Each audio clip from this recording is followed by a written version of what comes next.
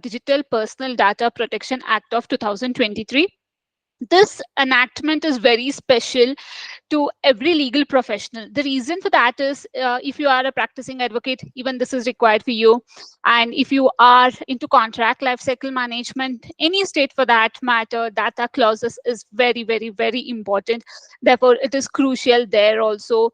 If you are into business law or any kind of corporate sector, even then this is important to you, because data is everywhere. There is no place which is without data. Even if you are into an educational sector, even then this is applicable to you, because we have to be compliant with this particular act. Even if you see the privacy policy of IFPS India, even there you can find references to this particular enactment, because complaint with this particular act is very, very, very, very important. Therefore, we have scheduled this particular session only to deal with this particular or this specific enactment. So I'll not speak about much about the history, the Puttaswamy judgment and all other things, but I would give you a brief sight of when this law came into force. This was passed by Lok Sabha on August 7, 2023, and passed by Rajya Sabha on August 9, 2023.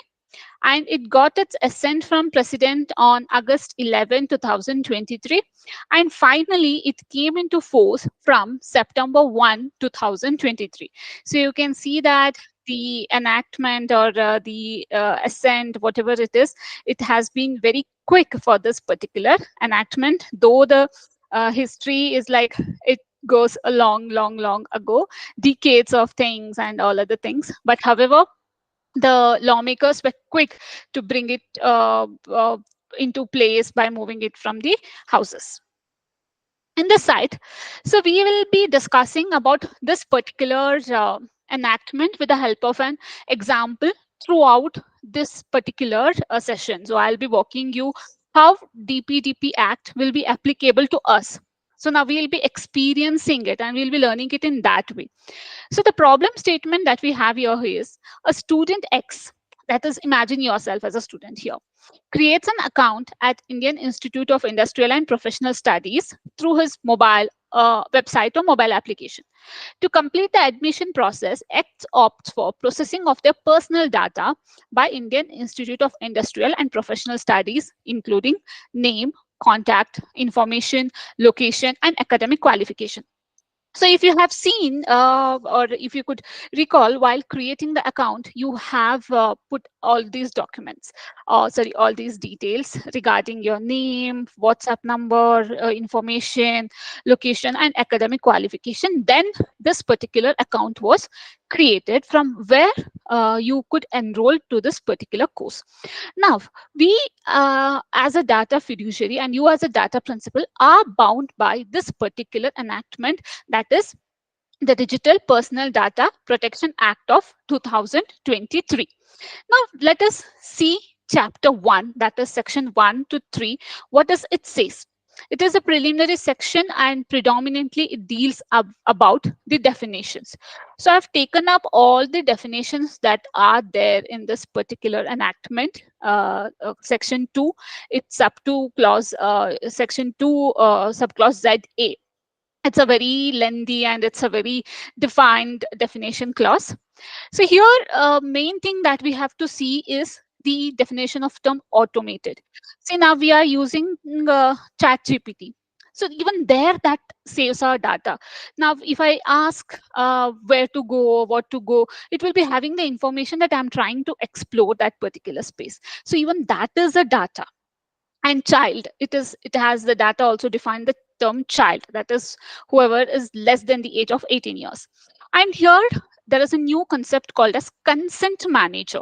So consent manager is an entity that is registered with the board and that acts on behalf of the data principal to give, manage, review, and withdraw the consent through an accessible, transparent, and interpretable platform. So basically, consent manager is a platform that gives consent on behalf of you. And then we have a definition of data fiduciary, data principle, which we will explain, discuss, or dig in deep in our next upcoming slides. Next, we have data process, data processor. It means the person who is going to process your particular data. Next, we have data protection officer, that is who is appointed to protect the data of the significant data fiduciary, which we will be discussing in depth in the upcoming slides. Next, we have digital office. This is also a new concept, and it means that it is an office which is in the which operates in the online mode. That is, it receives the complaint via online mode, and it does the hearing in the online mode. Everything will be in the online mode. So that is why it is called as digital office. And next we have the term gain. So this concept, or this particular gain is used while imposing penalty by data protection board. So it says that a gain in a property or supply of services, whether temporary or permanent, an opportunity to earn remuneration or greater remuneration, or to gain a financial advantage otherwise than by a way of legitimate remuneration. That is something that you have gained out of the way, like you have took a deviation and you have gained it. And next, similarly, we have the term loss also. Again, that is a loss which has caused due to some illegitimate or not illegitimate reason. And next we have personal. What is person? What do you mean by a person here in this particular act? A person means an individual, a Hindu undivided family, a HUF, a company, a firm, association of person, or a body or individuals, whether incorporated or not. So this is something that has to be noted here. It says that it need not to be incorporated. It can be an unincorporated institute too. Every artificial juristic person not falling with any of within any of the preceding subclauses. So it says that it includes all kind of entities. So here the last part that you see, any artificial juristic person not falling within any of the preceding subclauses. So it makes it very clear that there is no exception for this one. So everybody will be considered as a person under DPDP Act. Next, we have personal data breach. That is your unauthorized processing of the personal data. That is through an accidental disclosure, acquisition, sharing, using, or alteration, or destruction, anything. That is called as personal data breach. And also here they have defined the term she. She in relation to an individual includes the references to such individual irrespective of gender. So here it means that she also includes he. And next we have a specified purpose, which means that the defined purpose. Now we have collected your data. That means that we will be specifically using it to inform about the particular sessions that we hold, or the courses that we have, or the workshops that we conduct. But we will not use it to something else. We will not use it to propagate, or we will not use it to promote about any political party, or about any kind of celebrity or any kind of sports. No, we will restrict it to the purpose that is defined. That is called as specified purpose. So these are some of the important definitions that we have under DPDP Act. Now moving next, let us understand what is data and what are the kinds of the data that we have. So what do you mean by data? Data, according to this particular enactment, means representation of information, facts, concepts, opinion, instructions, which we do in the matter of communication or interpretation and processing of human being, or by an automated means. That is like whatever I am telling here, it is in data. Whatever slide I am presenting here, that's a data. Whatever conversation you have, or whatever questions you ask with ChatGPT is a data. Or even whatever you search in Google engine, that is also called as data. So this particular act has ensured that the data is defined very much broadly. And trust me when I say this, according to this particular enactment, even the review or the feedback that you provide will be considered as data. Now, if you can ask me a question that I have posted a Google review for someone, will that be considered as data? Yes, that will be considered as data. Now, if you are sharing me a review about the session to my WhatsApp chat that the session was good and I'm giving you these kind of feedbacks, ensure that you incorporate these, that is also a data. Now, if I have to share it to a public platform, then I should be taking your consent for this. Okay, so you have given me this feedback. Can I share this? Okay, so that is also protected under this particular enactment. Now, with the case of Google review, that is not possible because that falls under the exception, because that is already in the public domain, which is put up by you. You knew that your Google profile will be there, your name will be popped up. Even then, you have chosen to post a review publicly there. That's why you have given the consent. Okay, so Google, if you read the Google privacy policy, even that complies with that of the DPDP Act.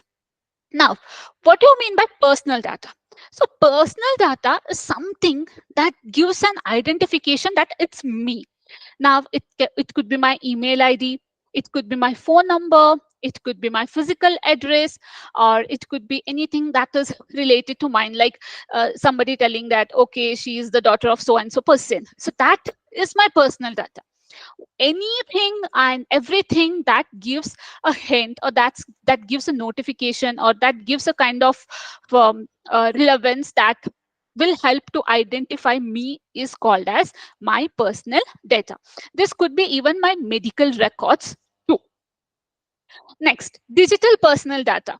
So whatever is there in the digital form, whatever personal data is there in the digital form is called as digital personal data. That could be my social media accounts, websites, mobile apps, or my passwords, login credentials, digital photographs, or online purchase history. Even those are digital personal data. Platforms like Amazon, Myntra, or whatsoever, they are not supposed to disclose our purchase history as per the provisions of Digital Personal Data Protection Act of 2023. They are bound to protect our purchase history. Next, automated data. So we discussed about this automated data earlier. That means that whatever data that is being used by the AI chatbot, okay, it could be by ChatGPT, it could be by Google to give that give that result that we are looking forward for. Now, for example, I'm using Google Map and I want to go to a XYZ location. I ask Google, what is the address for this one? So that is the automated data that Google has taken. That means Google knows that, okay, I'm going to this location. And even in the Google map, I'll put to and fro, and I'll search for the location, or I use Google map to do a walk. Sorry, to do a walk in that direction. All that will be falling under automated data. And also that is my digital personal data, wherein Google is bound to protect that particular data of mine. So as per this particular enactment, data is classified into four types. That is simply data, personal data, digital personal data, and automated data. I hope the concept of data is clear. Moving next, here we will see and we'll learn with the help of example. So this is the same problem statement that I discussed earlier. Now let us see what is the role of X here. That is his data principle. That is you are data principle. That is you have given your personal data or your data. So you are the giver. So you are titled as data principle. Now, if you are a major person, then your consent is enough. But if someone is a child or person with disability, then the guardian should be giving consent for processing of their personal data. Now, who is the data fiduciary here? Indian Institute of Industrial and Professional Studies is data fiduciary. That means we have received your data with us. Okay, so we are the receivers and we are called as data fiduciary. And section 10 also speaks about significant data fiduciary. So who are these significant data fiduciary? They are notified by the central government that yes, boss, you are considered as significant data fiduciary based on the following grounds. The first one is the volume and sensitivity of personal data processed, the risk of the rights of the data principle, potential impact on the sovereignty and integrity of India, next, risk to electoral democracy, security of the state, and public order.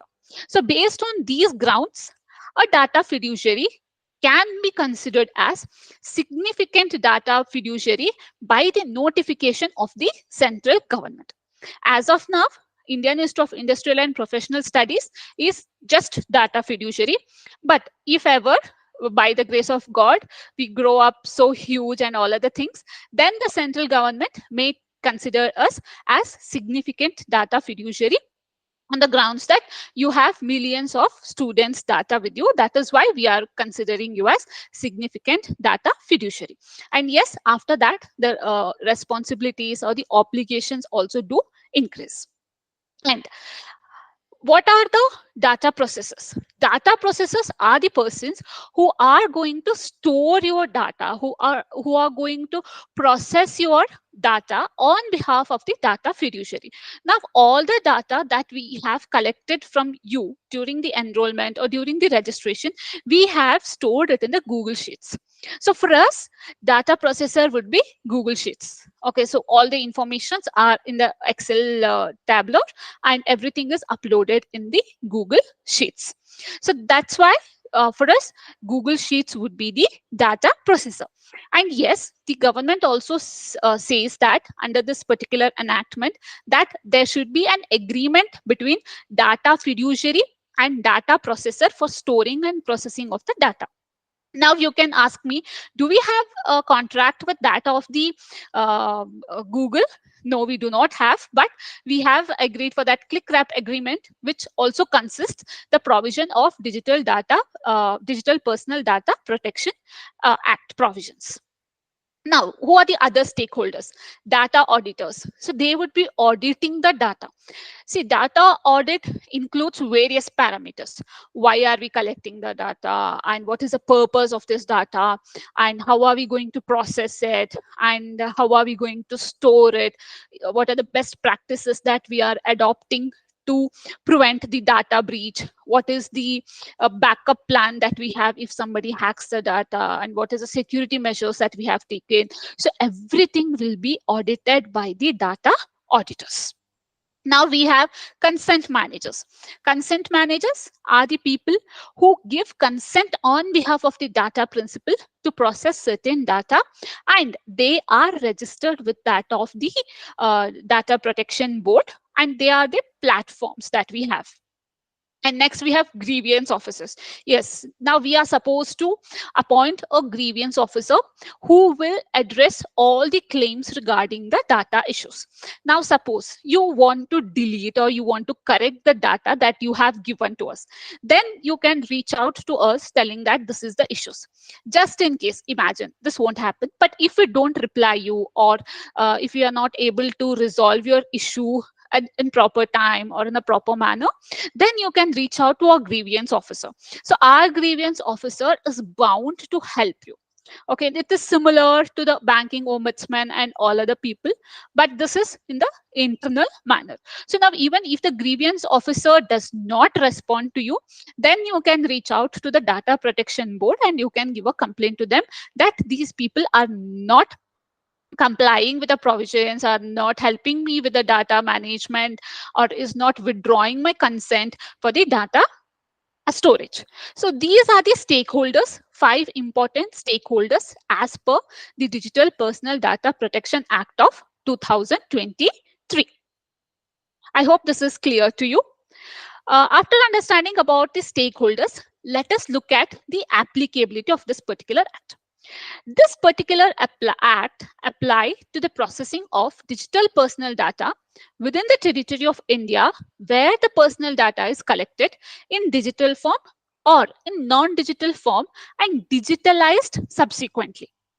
Okay, also apply to processing of digital personal data outside the territory of India if such processing is in connection with any activity related to offering of goods or services to data principals within the territory of India. Now here you can see that there is no reference to citizenship. That means that this applies to both citizens as well as non-citizens of India, wherein the data is processed within the territory of India. So this has nothing to do with citizenship, but it has special reference to territory of India. If you see, if you read between the lines, the first part of the application states that the data should be processed in the territory of India. Okay, and next it says that if it is outside the territory of India, but any services related to the data principles that is situated within the territory of India, then this particular Digital Personal Data Protection Act of 2023 applies. So very cleverly, the lawmakers have covered both the territorial as well as extraterritorial jurisdiction for this particular enactment. Now, this act is not applicable to the personal data processed by an individual for any personal or domestic purpose, and personal data that is made or caused to be made publicly available. That is, I said about the Google reviews that you post. Okay, so that will not be covered under Digital Personal Data Protection Act of 2023 because you have given your consent. But again, the data fiduciary cannot use it for their own purpose. Okay, so it cannot be misused. It has to be used in consonance with this act, but still the personal data you have consented to be put up in that particular platform by a data principal by whom such data personal data relates, by any other person who is under an obligation under any law for the time being in force in India to make such personal data publicly available.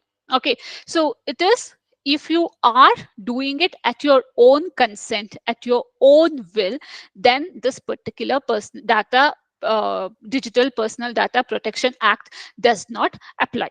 And also, if you are mandated by law to do it, then again you cannot claim the protection under Digital Personal Data Protection Act of 2023.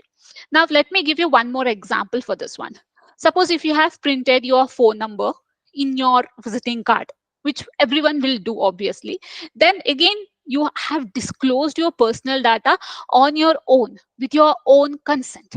Okay, so that means that you further cannot claim a protection under DPDP Act. You can see that the answers for the poll for the same has been posted. So the question here is, a student X creates an account at the Indian Institute of Industrial and Professional Studies through its website or mobile application. To complete the admission process, X opt-outs for processing of their personal data by us, including name, contact information, location, etc. The personal data will be stored in the cloud services as well as in the Google Sheet. Now the question is, what if X, that is a student, is a Canadian national?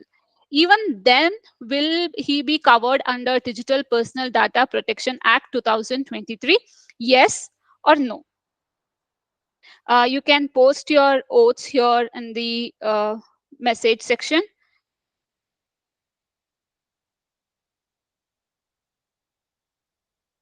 So let me give you some 30 seconds to answer the question.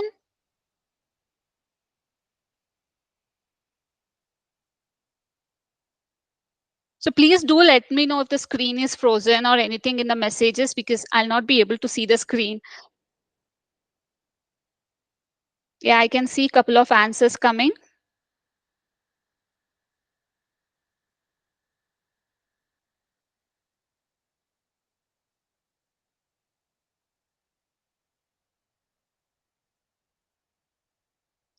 Yes, as majority people have answered, the answer is yes.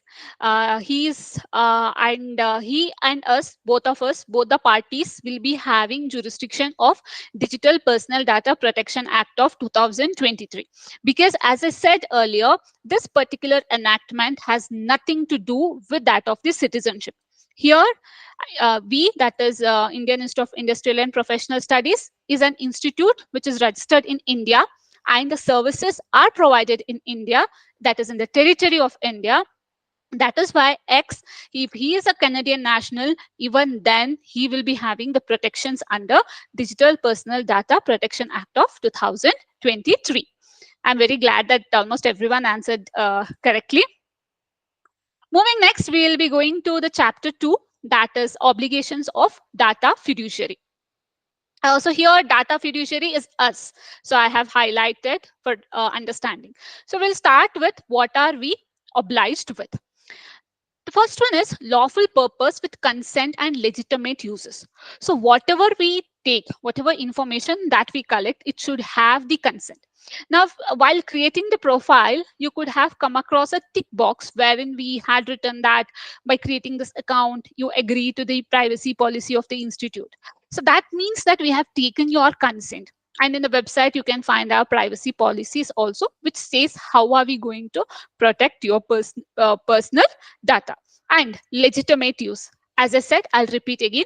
Now, when you have collected your data, we will be sticking ourselves to the services that is provided by the institute, but not promoting anyone else or not doing anything different other than what is defined here. Now, and the consent should be, how should we take the consent of yours? The consent should be clear in the plain language, and giving her the option to access such request in English or any other language specified in the 8th schedule of the constitution. So it could be in English or in any other language in the 8th schedule of the constitution, providing the contact details of the data protection officer or consent person. You can find all of these things in the privacy policies of the institutes or any other platform that you use, because they'll not be putting up over there. It will be very lengthy. So all of the references will be given in the privacy policy. So if you are ever assigned with a task of drafting a privacy policy, you have to ensure that you comply with all of these provisions by incorporating these clauses.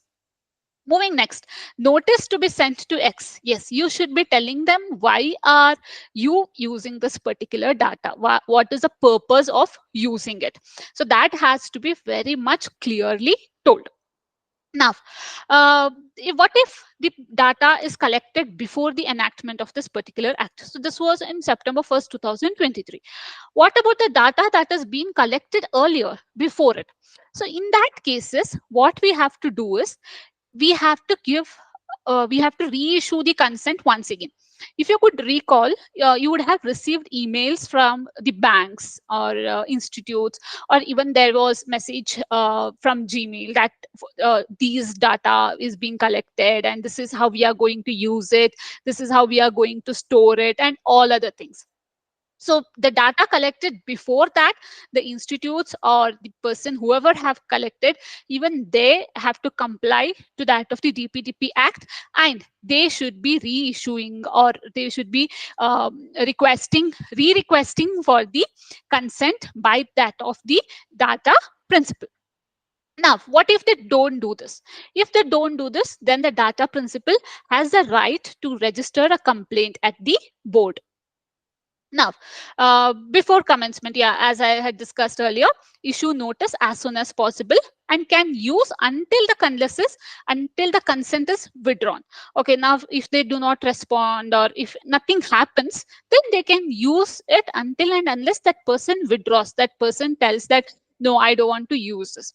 Now you can see that in all these system generated emails, wherein they will be telling that, or even in for that matter, LinkedIn, Naukri, Shine.com, wherever the job portals, you can find that link to unsubscribe, click here, or they will give an explanation that why you are getting this particular email in your inbox. that you have signed up earlier for this one. That is why we are sending you. If you do not want to receive in future, click unsubscribe here. That is to be complainant with this particular DPDP Act. Moving next, what do you mean by consent? It is similar to that of the Indian Contract Act, similar, same way. It has to be free. It has to be specific. Okay, so it has to be for that specific purpose or the legitimate purpose. It has to be informed, that you have to tell them that you are collecting this particular data. It has to be unconditional, without any conditions, unambiguous, without any doubts. Agreement for processing personal data. If it is between companies, then they can have a DPA with them, data processing agreement, or data management agreement for that matter. Limited to necessity. Yes, it has to be limited to necessity. Now, for example, you are creating your profile at our website. Okay. Now, if I ask you what is your weight, what is your height, what is the purpose of that one? Right? It has nothing to do with the courses that you study or with the services that we are going to offer. So that question is not at all necessary to us. That information of yours is of no use. And now if we ask about the location, then we would be like, yeah, we want to know which location you are based, so that we can give you the courses specific to that, because we have many state laws in force, so we can tell you about that one.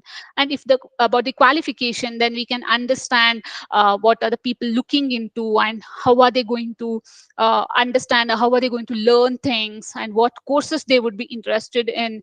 Because the courses in which students are interested, working professionals will not be much. And the interest of the working professionals never go with that of the students. So for that purpose, we would need your qualification, whatever you are doing, and your email ID and the phone number to share the notifications, or to inform about the courses, or to share your certificates. And also, if the certificate is to be verified, then we need your email ID as well as your number. Now, in that case, we have not asked where you work also, because that data, somewhere or the other, we will not be able to justify that. Why do we need your place of working? Why do we have to collect it? So that's why we have limited our necessity, that yes, these 5 or 6 things are very crucial to us, are very important to us to understand the need, and what are they looking forward for, and not infringing the provisions of law in force. So it should not be any kind of derogatory. And you can also see that if you have filed the job application in MNCs, they will be asking you your gender, male, female, I'd not, or any other, or then it will be, I would not like to disclose, something like that. And also, when they ask question about ethnicity also, you can find one more drop down which states that I would not like to disclose the same. So that is also again in compliance with that of the GDPR, as well as that of the DPDP Act. So this way, the consent has to be very much free, specific, informed, unconditional, unambiguous, and there should be an agreement limited to necessity, and shall not be shall not be against any of the provisions of law which is in force.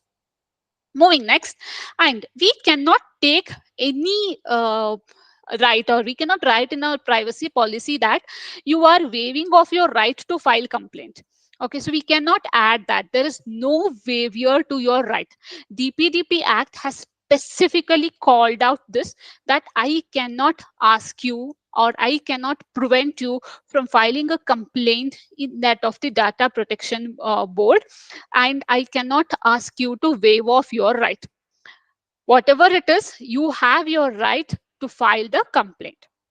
Even if I put any of these clauses or any of these lines in the privacy policy, or in any of the agreements that we would enter with each other, it shall be invalid. So please keep this in mind if you are into the contract life cycle management, because these are something that you will have to include in any of the data related contracts that you are going to draft or review. Moving next, obligation.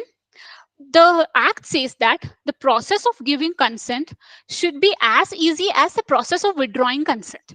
Okay, so the process of giving consent should be easy, and similar level of easiness or less complexity should be the withdrawing the consent. So you should not be lengthifying or the process or making it complicated so that the people will be like, "Arey yaar, who will do this?" So it should not be like that. It should be very easy and it should be very much simple. So this has to be kept in mind while doing that one. Moving next. So if X later withdraws their consent during the admission process, institute must stop X personal data from that point onwards. Now suppose you are taking the course here, and after that at a point of time you feel that no, I don't want to take any kind of courses. I'm done with all the courses. I'm done with learning. And or you have shifted your domain, so you do not want to learn more. In that point of time you can tell us that please stop me sending the invites, or please stop me informing about the courses, or please delete my profile. Okay, so under those circumstances we should be deleting your personal data from all our portals, and we should not be keeping a backup also. Now in that cases, what will happen to the existing courses that you are going through, and what will happen to the future things, that future consequences? Okay, so that means that if you take the consent, or if you withdraw the consent and you have already registered for a course, then we can use your personal data for the services that you have paid. Okay, so imagine, let me explain it very clearly. Suppose today is, I mean, 17th, September 17th is this particular course, and you have already paid for it. On September 15th, you tell me that you are going to withdraw your consent. At that point of time, what will happen is from September 15th onwards, I will not be able to send you any kind of new notification on new courses. But I should be sending you notifications about the course that I am going to conduct, or the institute is going to conduct on September 17th. Okay, that is on my part because you have already paid for it. Unless and until you ask for the refund or something like that, I have to provide you that particular service. And what will happen to the future verification that is to be done? Like all the certificates that we issue are verifiable e-certificates.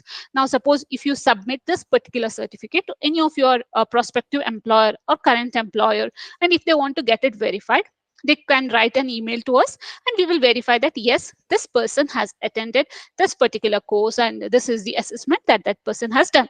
So if you have withdrawn your consent, then we will not be able to provide you that particular verification. So that consequences you will have to bear, because you will be withdrawing your consent to process your personal data. So your right to erasure will be completely used, and we will not be able to provide your data or provide the details of the courses that you have availed or the marks that you have availed to the person who is verifying that one. So it says that any consequences you will have to further bear the same. Similar case with the banking institutes also. So if you do not want them to process your data, then you will not be able to avail the any kind of banking services. And next we have consent manager. As discussed, they are the one who give consent on your behalf, like cookies. Okay, now whenever we access any websites, it will ask you use all cookies, use necessary cookies, or decline all. Those kind of options will be there. So when you click on use only necessary cookies, they are the consent managers. Okay, so it will be an inbuilt one, system generated one, which will identify the cookies that is necessary for viewing that particular page. So the consent manager has decided that what are the cookies that you have given your consent to. So cookies are also kind of automated data collector, which collects the information. Now, if you read about cookies, what are they basically? So they basically collect your details, like which location you are browsing from, and what are the previous browsing histories, and what are you going to read, how much time you are going to spend, what are you trying to read. All other things will be collected in the cookies. And that is why, see, now for example, you can try this. You search for a jewelry designs, or you search for purchase of any kind of jewelry. The next time you open your browser, all the advertisements which will be on the two sites, Google ads, it will be about jewelry. So that is because of the cookies. So the consent manager manages the consent that you give to the cookies, and based on that, all the ads will be popped up.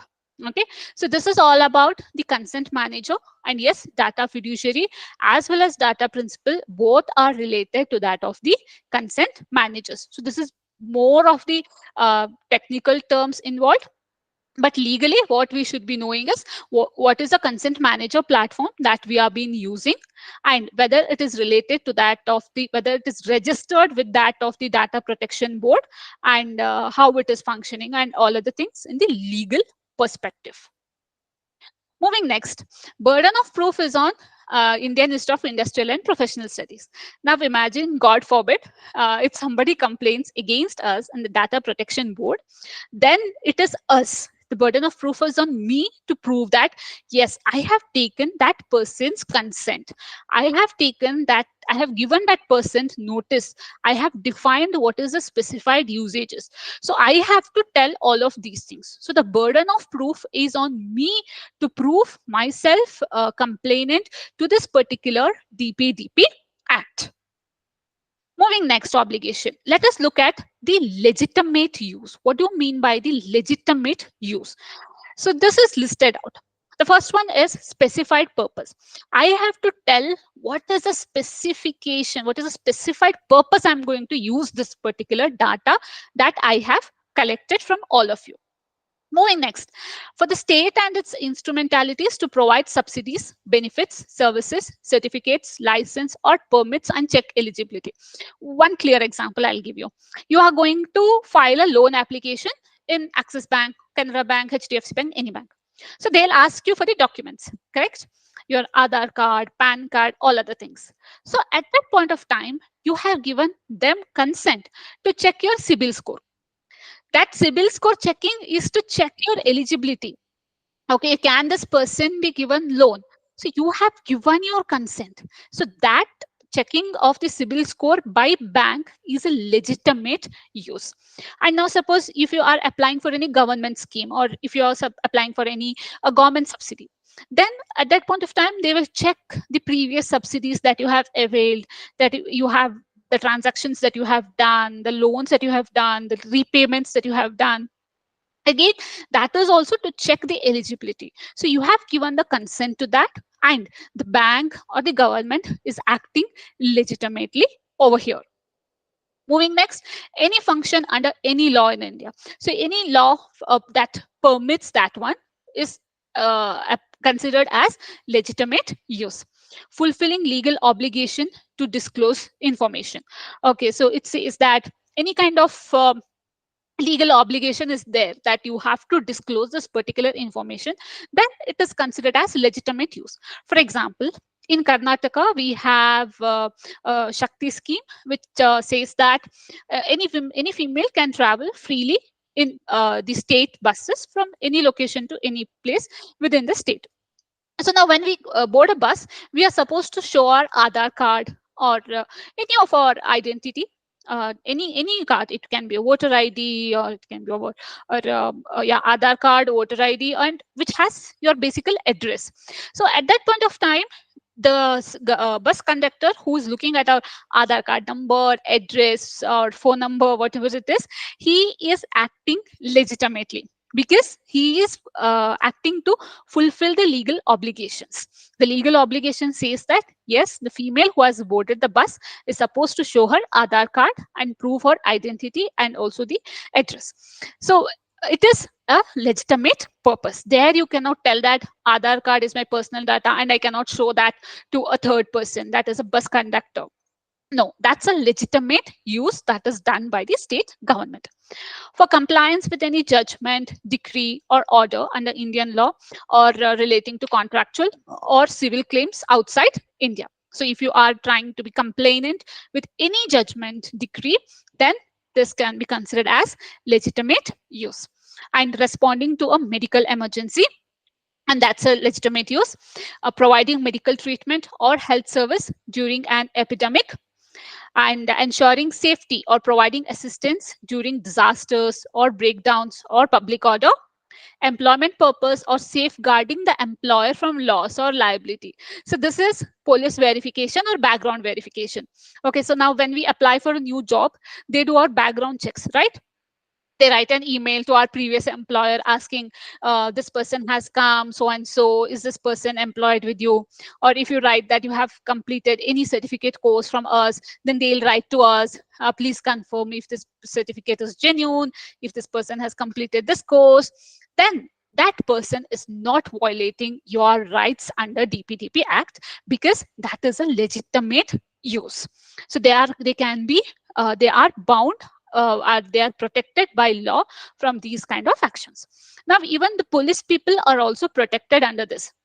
Now for example, they will during the police inspection, they will be tracing the location, they'll be recalling, or they will be trying to restore the deleted images, restore the deleted calls, they'll be trying to access your phone and all other things.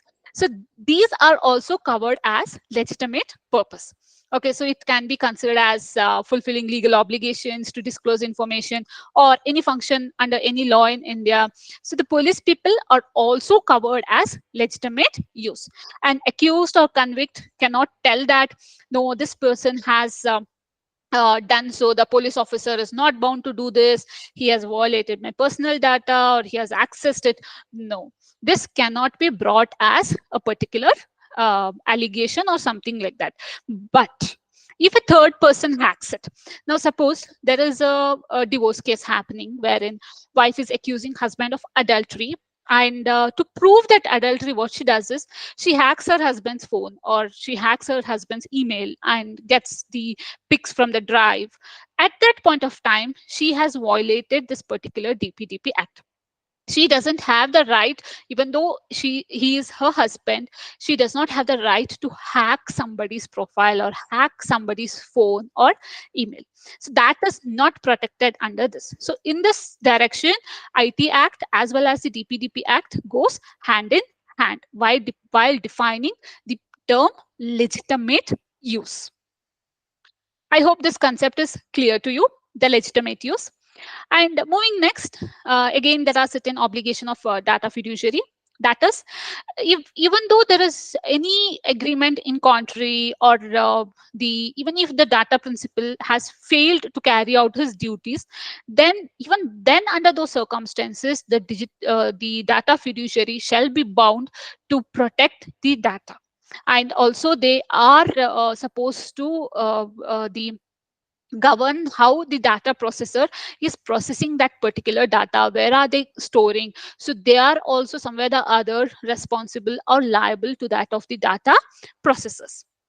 And the data fiduciary has right to engage, appoint, use, or otherwise involve data processors to process personal data on its behalf for any activity related to offering of goods or services to data principals only under a valid contract. So this cannot be without a valid contract. So therefore, any data processors that are being appointed, there has to be a valid contract that they are going to provide the service of data processing, and how are they going to do that, and where are they going to store it, what is the security measures that they have. So all of these things should be entered. So you can have a data protection agreement or data processing agreement. So it could be differing from the service or the nature of data that you are providing to them. It has to be mandatorily there. So the DPDP Act has specifically called out for the same. Moving next, retention and deletion of personal data. So now, how long can I have your data? So it is till the purpose is solved, or till that particular data's objective is reached. Till then, I can have your personal data. And when I should be deleting it? I should be deleting it as soon as you withdraw your particular consent. Now, for example, let me give you an example for this one.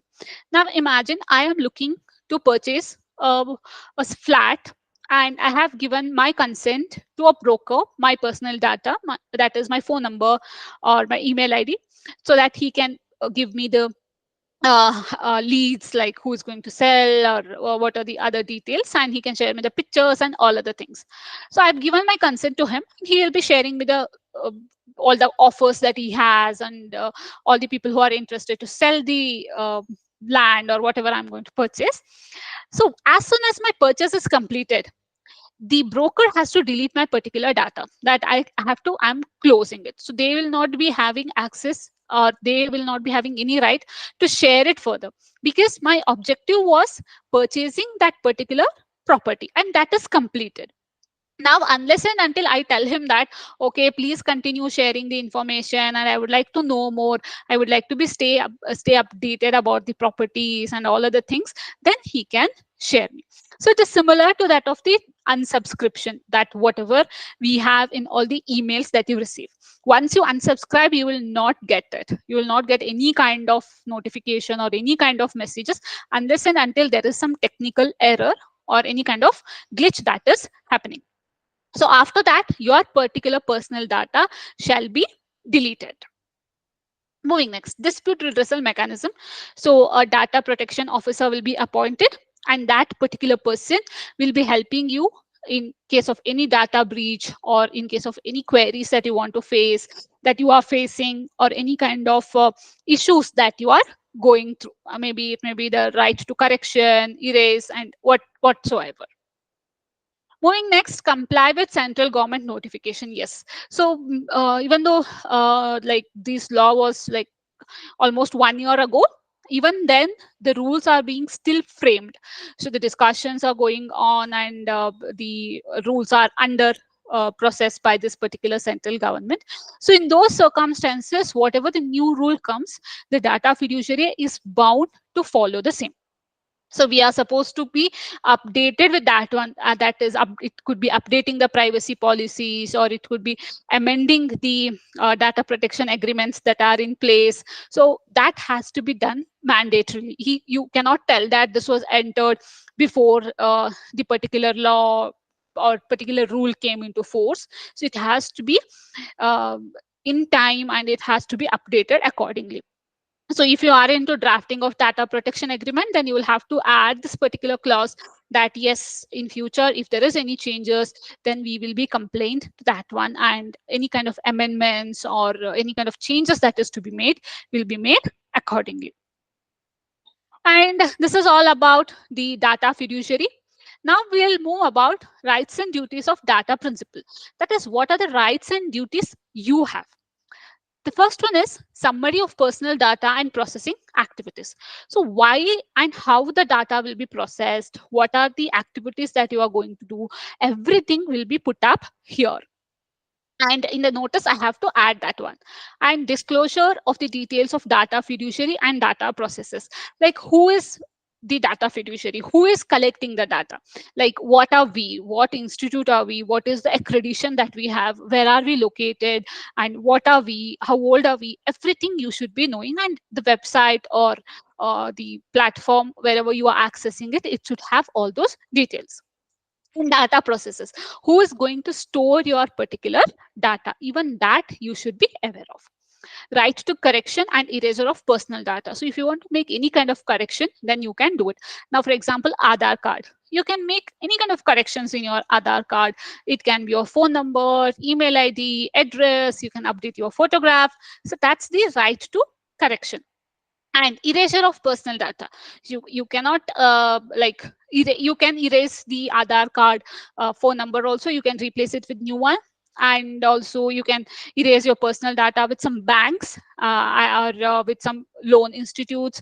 Like they'll be calling you, you want loan, you want loan, so you can get your data erased from them. If they are not erasing, then you can file a complaint in data protection board and tell them that these people have my data and they are not erasing the same. Moving next, right of grievance redressal. Yes, data protection officer and data protection board. So all of these people will be addressing the grievance that data principal will go through.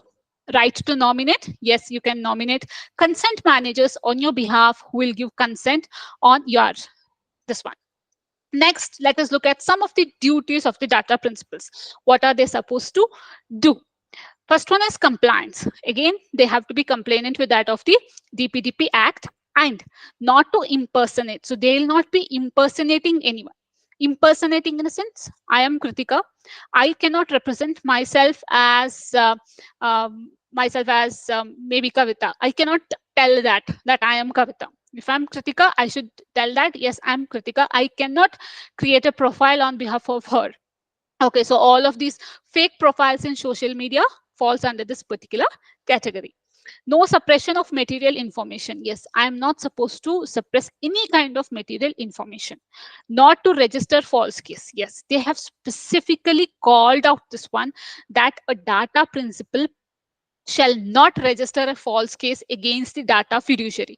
If the data protection board comes to know that this is a false case or this is a frivolous case that was filed, then the data protection board has all the right to take action against that of the data principal. Next, verifiable authentic information. Now, suppose while creating the profile, you have told that you have completed your LLM. That should be a verifiable authentic information. Now, suppose tomorrow, if we include any kind of course that is which is for the post graduation diploma, then we should be having a proof that yes, you have completed your post graduation. So the information that you provide should be verifiable. We can ask you provide your PG certificate or provide your PG degree. So that point of time you should be able to provide that information or provide that particular detail. So unless and until you provide the same, we will not be considering that as a valid information. And again, if the data principal provides all kind of wrong information, then again the data fiduciary has a right to take action against the data principal for providing the false information and misleading them. So these are the few of the duties and rights of the data principals. Now let us look at the special provisions, which is in chapter 4, section 16 to 18. So this speaks of exemptions. Okay, so when we're not bound by the DPDP Act. So enforcing legal right or claim that you are, suppose you are sending a summons from some court, then it is not considered as a violation of your personal data, because I have the address of yours, that is I'm having your personal data and I gave it to court, or some police officer came to me and he asked give me this person's address, then I gave them. So that's not the violation of DPDP Act, or that's not the violation of your protection of the personal data right, because I am obliged by law to do it. Prevention, detention, investigation or prosecution of any offense or contravention of law, personal data of data principals not within the territory of India is processed pursuant to any contract entered into with any person outside the territory of India by any person based in India. And processing is for the purpose of ascertaining the financial information and assets and liabilities of any person who has defaulted in payment due on account of a loan or advance taken from a financial institution. Now, for example, uh, there is someone, suppose I have taken loan from Axis Bank and I have not paid any kind of premium, like I have defaulted it. Then they can take my personal look at my financial statements, look at my bank transactions, what am I doing, what I'm not doing. So in those circumstances they can take action against me, or they can access my particular personal data. So these are the special provisions that are given in the form of the exemptions in this particular enactment. Moving next, we'll be looking at chapter 5, that is Data Protection Board of India. We've spoken so much about the Data Protection Board. So this Data Protection Board is a body corporate, and that means it is a legal person, and it shall has a chairperson and such other members as the central government will notify by rules. The chairperson and other members shall hold office for a term of 2 years and shall be eligible for reappointment. And they will be having all the benefits of that of the public servants.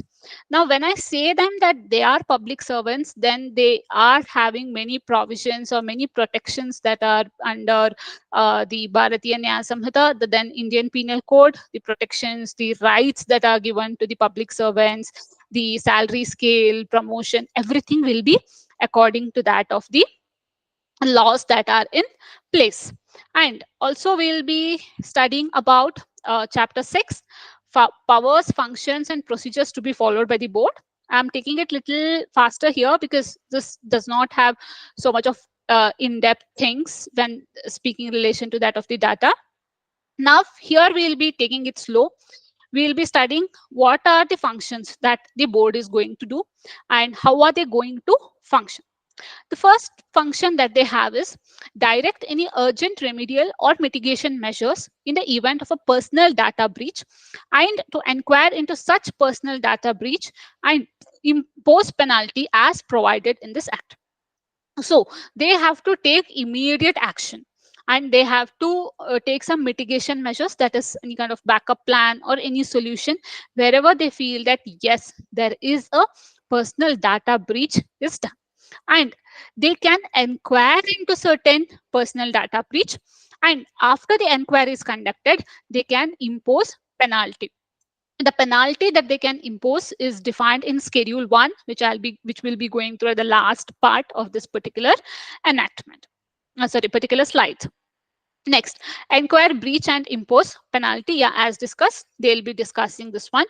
And function as digital office. So if you could recall, in the initial stage, we discussed about digital office in definition part, wherein digital office is something that operates in a digital mode. Okay, so they receive complaints digitally, they process it digitally, and they also pass the orders in a digital mode. And next, conduct such inquiry following the principles of natural justice, and shall record reasons for its action during the course of such inquiry. They'll be discussing that why such thing happened and what is the reason for all of those things. They'll be recording it. It will not be merely like, array, something is happening, we will record and all other things. No, they'll properly record the reasons, like similar to that of the court, like why they have come to this particular conclusion. The rationale shall be very clearly defined and called out. Moving next, right of admission of cases or complaints. So data protection board is not bound by admitting all the complaints that they receive. Similar to that of the courts, they can dismiss the complaint or they can admit the complaint. Okay, so it is their discretion. They are not bound to admit all the complaints that they receive. Now, if the board is of the opinion that the complaint is false or frivolous, it may issue warning or impose cost on the complainant. So we discussed this in the duties of the data principle, wherein it said that they are not supposed to give any kind of false information or any kind of unverifiable information to that of the data fiduciary. They should be giving a proper one. And if they do not do so, then the data protection board can issue warning or impose penalties on them. Now, what if people are not satisfied with that of the judgment or order that is passed by data protection board? Now, for that, under chapter 7, we have appeal and alternate dispute resolution. So here, after the order passed by the data protection board, appeal can be filed within 60 days from the date of receipt of order or direction appealed against it. And however, we have the provision of condonation of delay. And if it is filed after 60 days, then they should be giving an application along with that, why that particular delay was caused and why, and the request to condone such kind of delay. So this is a natural justice right, and anywhere you find a limitation, you will have this provision of condonation of delay.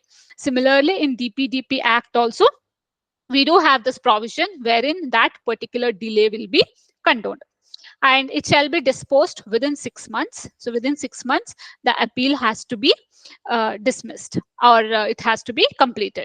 And again, here by recording the reason, it can be extended further.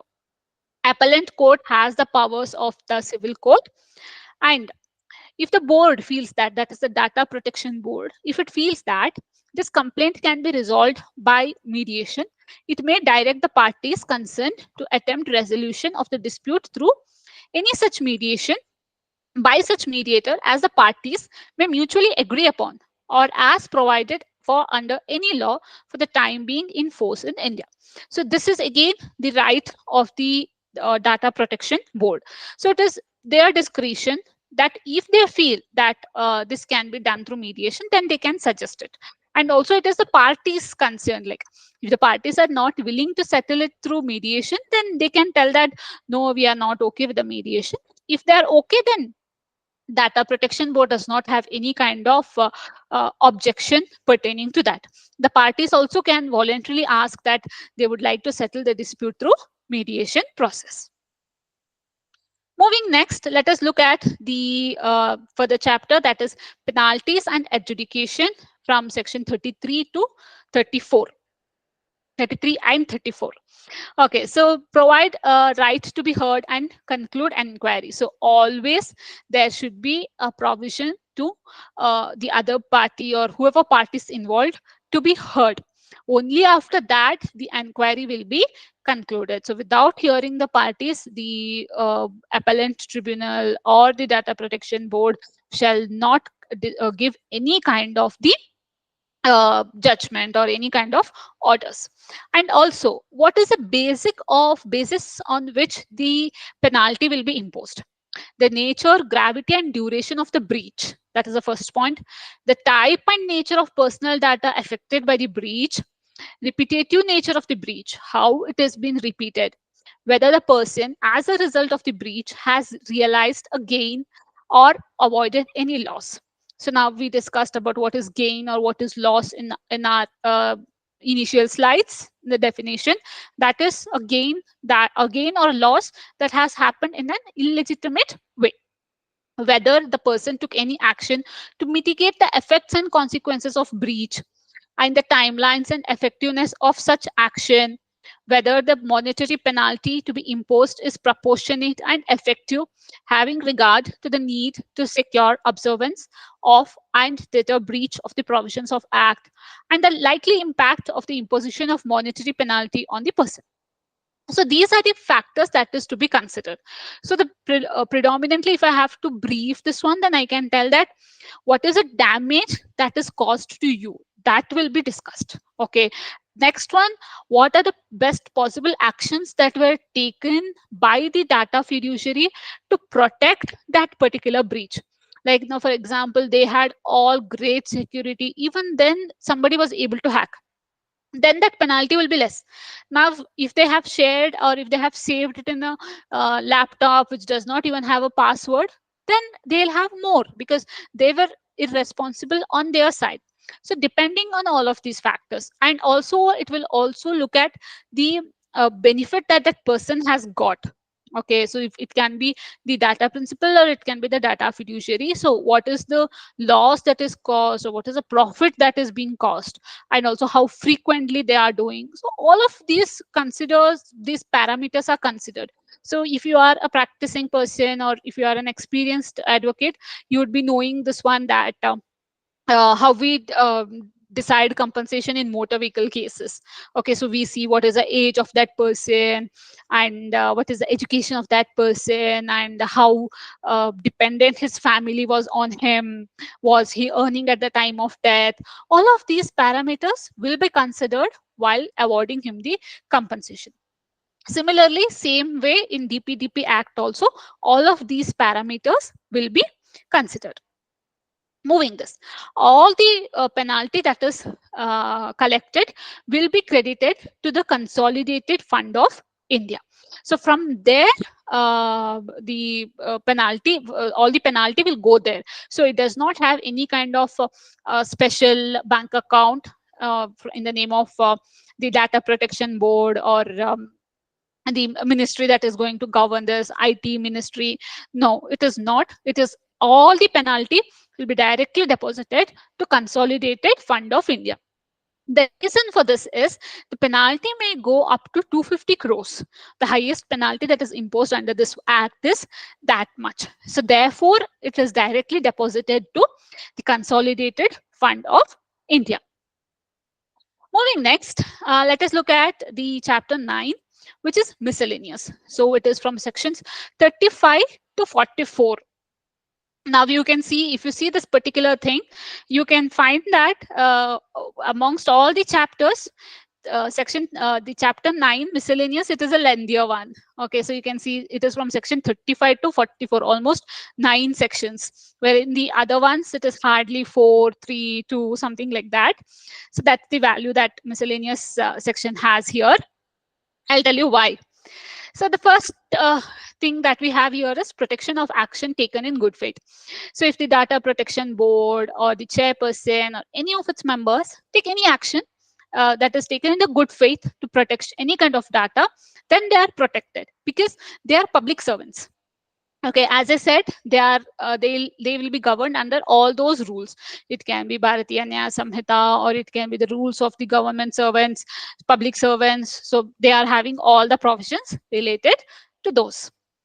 Now, moving next, power to call for information. So this is a very important clause here.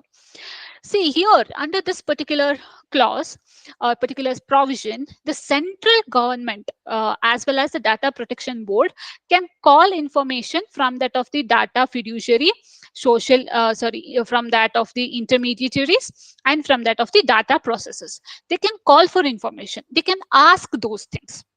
Okay, when I say intermediaries, they have the same meaning as that of the IT Act, that is the social media platforms, Instagram, Facebook, and all other things.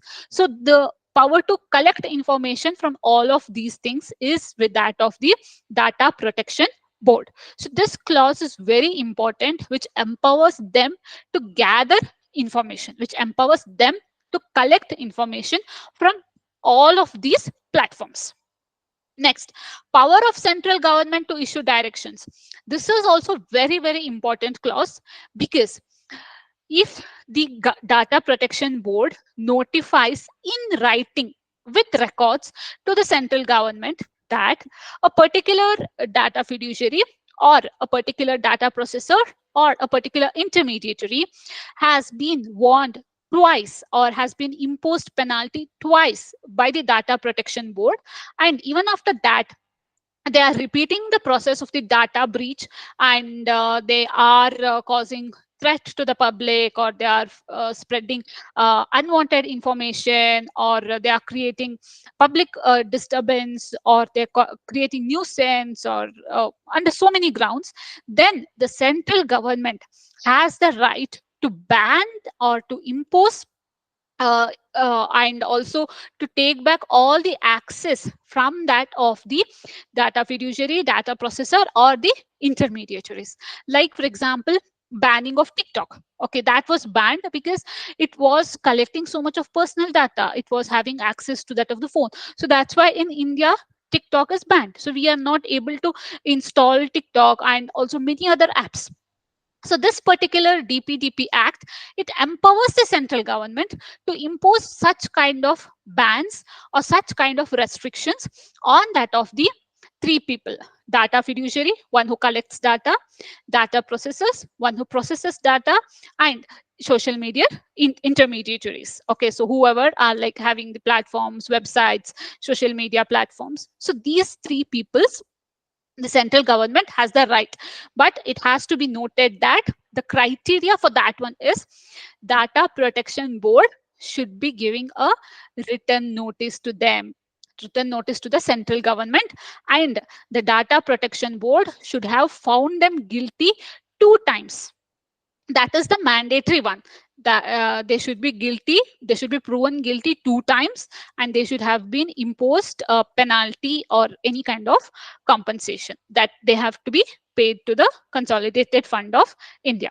So if these two criteria are met, and upon the request of the data board, central government may take this particular action after reviewing all the documents that are submitted, records that are submitted, and with ground, with valid and solid grounds, they can take this particular action. So these two clauses are very important and are the highlights of this particular Personal Data Protection Act. And also, the next one is consistent with any other law, and in event of any conflict between the provision of this act and provisions of any other law for the time being in force, the provision of this act shall prevail to the extent of such conflict.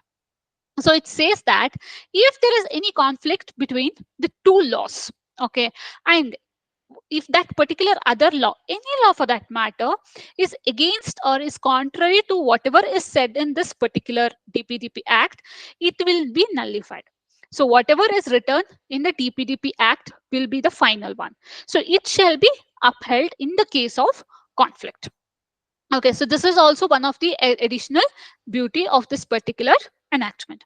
And the bar is on the civil courts. Like the civil courts are not at all allowed to entertain or allowed to admit any cases which are coming under the purview of this particular DPDP Act. All the cases will be going to the Data Protection Board, and it will be heard online, VC, because that's a digital office. So this particular miscellaneous clause, these two sections are very, very important. That is, the first one is power to call for information.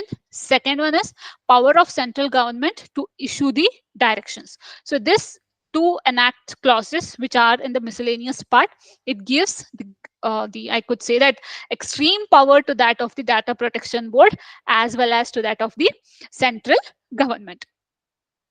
Moving next, we are here in the last part of this particular schedule, particular enactment, that is the schedule. So here you can see the offense and the penalty. So we'll go through this one by one. There are 7 lines here.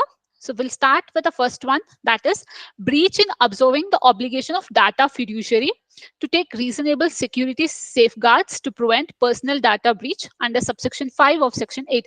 So as I said, suppose if I'm storing your data in the Google Sheets, then I'm supposed to ensure that I do not share the particular email password with any other person, neither with any of the employees that I hire or any other third person, and I should not be storing it in such random places, or I should not be writing it in some office place and write, see, this is the password. I am not supposed to do that. I am supposed to take all protection, all prevention for that particular Gmail account.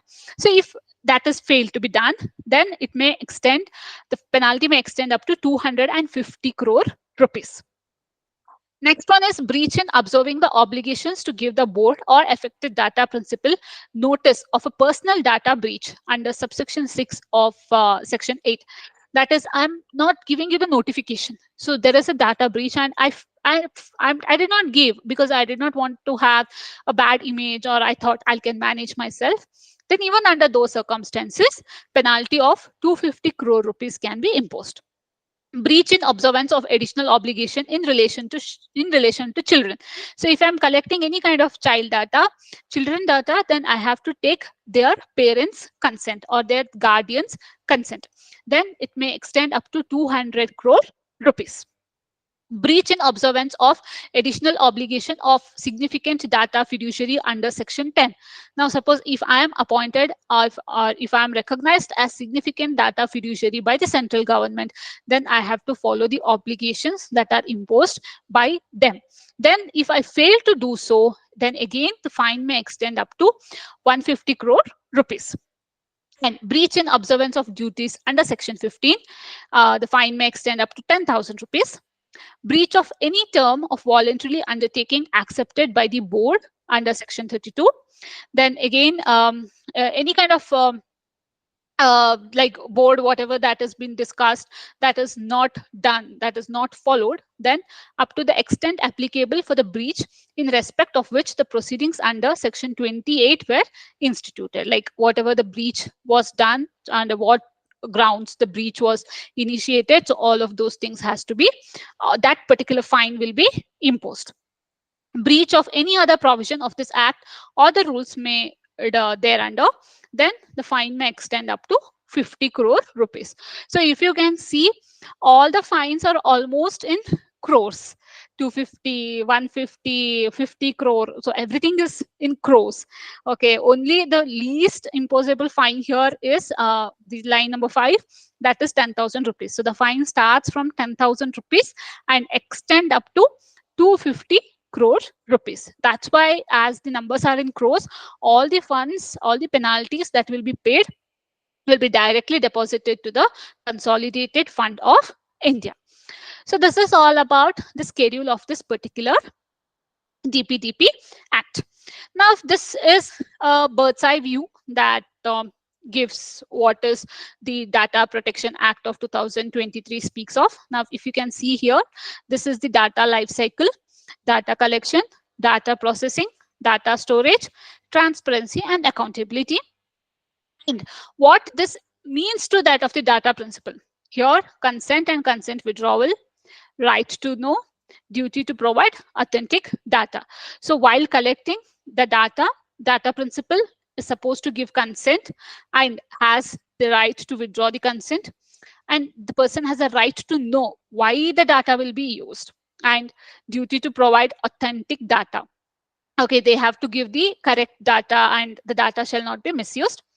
Next is data processing and data principle, right to access information about personal data, right to correction of the personal data. Okay, so while processing, the data principle has this particular right. Now, while storing of the data principle has right to erase data, right to withdraw consent. See, right to withdraw consent and right to erase data is totally different. Okay, right to erase the data means deletion. Right to withdraw consent means you are taking away the consent. So you have to ensure that you have the data erased. Transparency and accountability, right to grievance redressal, and nominate the consent manager. Next, for data collection and data fiduciary is bound for the consent and transparency. Along with that, notice and notifications of the processing the data and all other things, and verifiable parent and guardian consent if the data fiduciary is collecting information of children. Next, we have data fiduciary, that is data processing. And the processing of data, that is third party processor is if appointed, then there should be a valid contract that governs all of these terms and conditions, usage and obligation of data. And when speaking about data storage, data fiduciary has to be careful about the data retention, and security for storage and transfer of data has to be considered. Next, data fiduciary in transparency and accountability, they have to comply with that of the government notification. So this is a bird's eye view. This does not consider all the factors that we have discussed, but to some extent it has all the provisions that we have discussed so far. So this is all about the Digital Personal Data Protection Act, DPDP Act, and all the chapters, all the schedules, and all the bird's eye view that I could discuss of. Now we'll be moving into the last slide, which is about the compliance part. So I could see that most of the people here are working professionals, so they'll have to do a lot of drafting. It can be contract, privacy policies, reviewing the contracts also. So what are the parameters that you have to consider? The first one is differentiate data and personal data and have justifiable grounds for collection of the same. So understand what are the data that is being collected and differentiate them between data and personal data. Moving next, determine the legal basis for processing each data category. That is consent, contract. So you should be understanding what is the legal basis for collecting those kind of data. Moving next, obtain freely given, specific, informed, and unambiguous consent for data processing. Yes, ensure that the consent is free and it is specific, informed, and everything is taken note of.